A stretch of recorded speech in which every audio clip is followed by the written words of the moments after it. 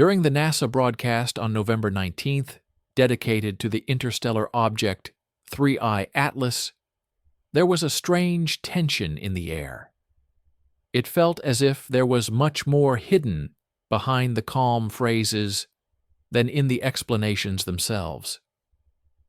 The specialists spoke at length, listing missions, instruments, and timelines, but shared almost no new information.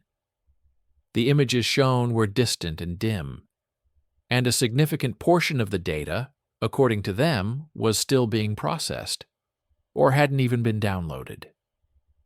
Several times they emphasized that 3IATLAS was an ordinary comet, doing so with deliberate care, as if they had prepared for this emphasis in advance. And when the stream ended, a feeling remained that the most important things had been left off-screen.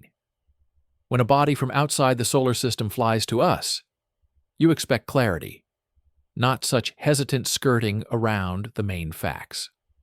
Sometimes, the very pauses surrounding a discovery become part of the mystery. The live stream, which promised to be informative, gradually turned into a carefully constructed attempt to guide viewers to a single, pre-prepared conclusion. Even before showing fresh data, the briefing participants engaged in debunking rumors, repeating over and over that 3IATLAS was just a comet, as if the most important item on the agenda was shaping the correct perception, not reporting on the findings. They moved along pre-vetted phrases, returning to familiar theses. Comets behave this way.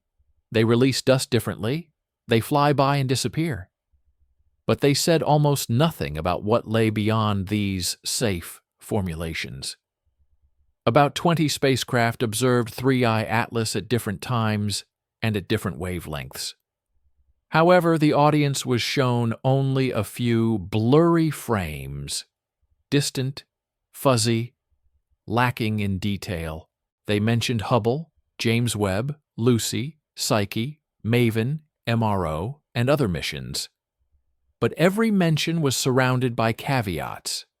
Either the instruments were operating at their limits, or the observation geometry was unfavorable, or the calibration wasn't finished, or the data wasn't ready for publication yet. The result was a long list of reasons why we weren't shown what everyone was waiting for. And throughout the entire conversation, the tone remained even and careful, without the slightest hint of anything unusual. Even when the discussion touched upon strange chemical proportions or the possibility that the object might be older than our sun, these details were quickly left behind, as if fearing that extra clarification would provoke unwanted questions. In the end, the stream resembled not a scientific report, but a soft, preventative campaign, designed more to calm the audience than to reveal the full picture. The final message was unambiguous. 3IATLAS is a familiar comet.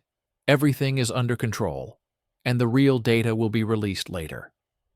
No timelines, no raw images, only words that were not followed by revelations. It created the impression of a carefully edited event, where the main part remained outside the frame. What was most striking was not what NASA showed, but the moments they avoided. It was constantly repeated that a significant portion of the information about 3IATLAS had not yet been downloaded, calibrated, or processed. This became a kind of shield, a soft barrier between the viewers and the vast array of data collected by nearly 20 missions. For a stream intended to tell the world about a guest from interstellar space, the content seemed surprisingly sparse.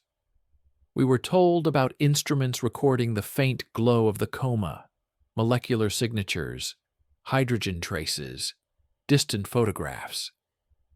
And yet almost none of this was shown. Only a couple of cropped fragments, blurry spots, vague streaks, They spoke of complex spectra, high-precision frame alignment, scientific fluctuations in the graphs, but the visual evidence remained hidden. It was like a weather forecast without satellite images, only descriptions, but not a single actual frame. The fleeting mentions of unusual characteristics seemed especially strange: elevated carbon monoxide content, excess nickel, rare dust polarization, possible origin from a stellar system older than our Sun. Each such detail deserved a thorough explanation, but instead, it was mentioned in passing and immediately followed by a return to safe topics. Later came talk of instruments operating beyond their standard parameters, of spacecraft having to turn into awkward positions. This was accompanied by hints of glare, artifacts, and the risk of misinterpreting data without proper calibration. It all sounded reasonable, but in sum, it built a strange pattern of behavior. NASA was more willing to explain why nothing could be shown yet than why it was worth showing at least part of what had been gathered. Yet it's clear that there is a lot of data, diverse, unique, obtained from different distances and angles. But the stream presented only small fragments, safe, non-committal. We were urged to be patient, to trust the process, to wait for the analysis. However, this selectivity in showing things had the opposite effect. The calmer the nothing unusual sounded, the more strongly the void left by what wasn't shown was felt. As the broadcast drew to a close, the main impression was not made by a new discovery, an image, or a conclusion, but by a persistent pattern of omissions. Whenever a question arose about unusual parameters, extraordinary signals, or the true significance of 3IATLAS's interstellar origin, the answers became softer, more cautious, dissolving into caveats. NASA repeated that 3IATLAS was behaving like a comet, even though their own fleeting hints pointed to a much older and more complex history. They mentioned in passing that the object might belong to a system older than the Sun. They spoke of strange chemical indicators rarely found in our comets. They noted subtle non-gravitational deviations in its motion, and all of this was instantly dissolved in familiar rhetoric, as if any of these remarks could open an undesirable direction for the conversation. The contrast between the questions and the answers became increasingly noticeable. To questions about shape, composition, origin, and temporal gaps in the data, the responses were phrases like, "It's too early, we're not sure, analysis is ongoing." In itself, this is natural, but it sounded more like cautious expectation management than an honest admission of the research's limitations. As if it's easier to keep everything within a narrow corridor until the overall picture becomes unambiguous. History knows many cases where agencies preferred not to show raw data to avoid panic or speculation. Perhaps that's the reason. Or maybe it's that an interstellar object, untouched by the Sun and carrying the chemical imprint of a distant stellar environment, doesn't fit too comfortably into familiar models. And while scientists try to figure it out, it's easier to repeat that it's just a comet. In the end, the stream didn't just show little, it omitted a lot. The impression formed that the most interesting parts of the picture were suspended between the lines. Sometimes silence reveals far more than words. And if NASA is speaking about 3IATLAS so cautiously, it means the story hasn't settled yet, and something remains hidden. When the broadcast concluded, the main aftertaste wasn't from what was shown, but from what was never shown.